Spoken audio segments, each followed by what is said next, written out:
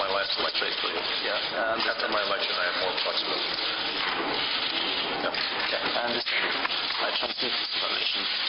I wanted to present you with a little gift which represents what President Obama and Vice President Biden and I have been saying, and that is we want to reset our relationship. We worked hard to get the right Russian word. Do you think we got it? You get this wrong. I got it wrong.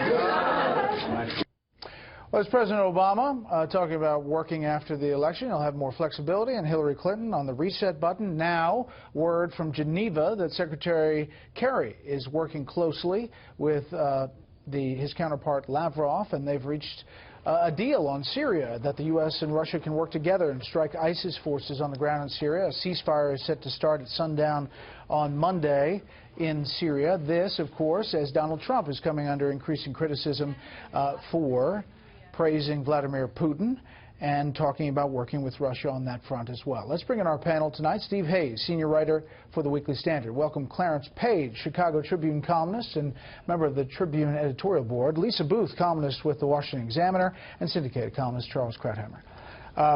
Listen, there's a lot of focus on and criticism about Donald Trump and what he said about Putin. The reason we ran those other clips is that the administration obviously has had their own issues in dealing with the Russians. Yeah, no question. I mean, it's important to note that what Donald Trump has said recently about Vladimir Putin, his sort of benefit of the doubt comments on Vladimir Putin are not new. I mean, this is something that we've seen from Donald Trump now over the course of several months. I remember an interview that he gave to Joe Scarborough in which he praised Vladimir Putin. Scarborough called him on his praise for Vladimir Putin, reminded Trump that Vladimir Putin routinely kills journalists, kills political opponents, and finally, after 3 questions, got Donald Trump to sort of back down of his praise. So I think it's untoward for the Republican nominee to be praising Vladimir Putin in this way. Having said that, if you look at the Obama administration's record with respect to Russia, I mean, you report on this new deal, this diplomatic breakthrough supposedly on Syria with Russia. It was just a couple of years ago that the Obama administration was promising that the United States and its international partners would isolate Russia because of its aggression in the Crimean Peninsula in Ukraine. And those promises, those pledges from the Obama administration disappeared almost within weeks as the United States tried to forge diplomatic consensus on Syria. If you're not going to keep the promises, don't make the promises. Clarence, your thoughts? Well, I agree. It's a touchy situation for the Obama administration to be in, but Syria is a serious situation to the point that they've got to have Russia's cooperation in order to get any kind of progress over there. I'm surprised to hear about this breakthrough today. I hope it holds. But there are still questions about Trump's own relationship, financial relationships with Russian business people. His sons indicated they're rather extensive, and until Mr. Trump releases his income tax returns, we're not going to know just how extensive. But it makes me wonder, though, because he has a very, he really likes Putin a lot for a guy he's never actually talked to, as far as we know. Lisa, what about Clinton's attacks on this front? Today she said she wasn't surprised that he was on Russian television, but disappointed that this is unseemly. And judging by her past and the reset button and the administration's efforts, does this work for Clinton on this front?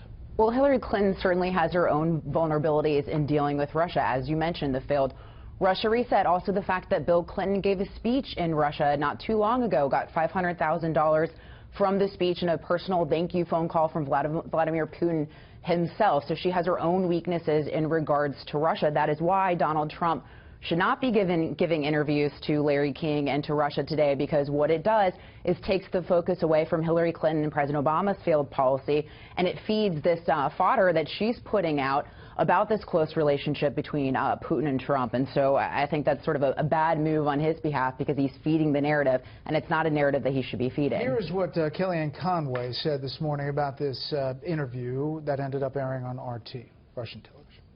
He actually did an interview with Larry King, a personal friend of his, a friend of, I'm sure, everyone around the table, and he said he was doing it for his podcast, didn't know it would be on Russian TV. Larry King put out a statement late today saying that his company is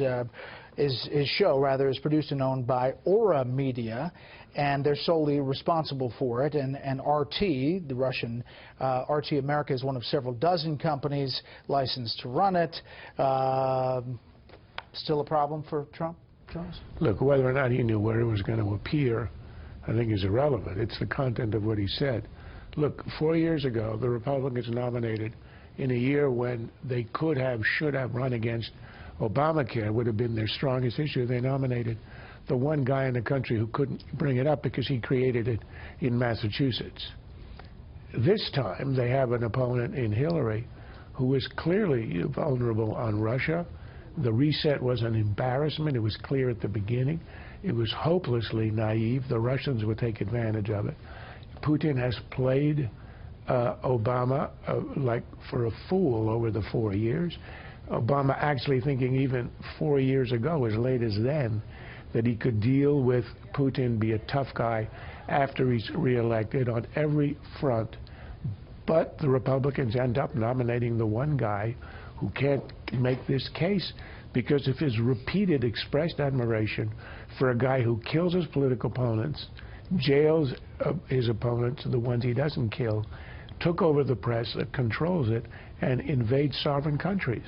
And so we have an issue that is no longer an issue that can be used. Meantime, North Korea tests what we believe to be its strongest nuclear weapon yet. I think we have a soundbite from Hillary Clinton and Donald Trump today on that issue.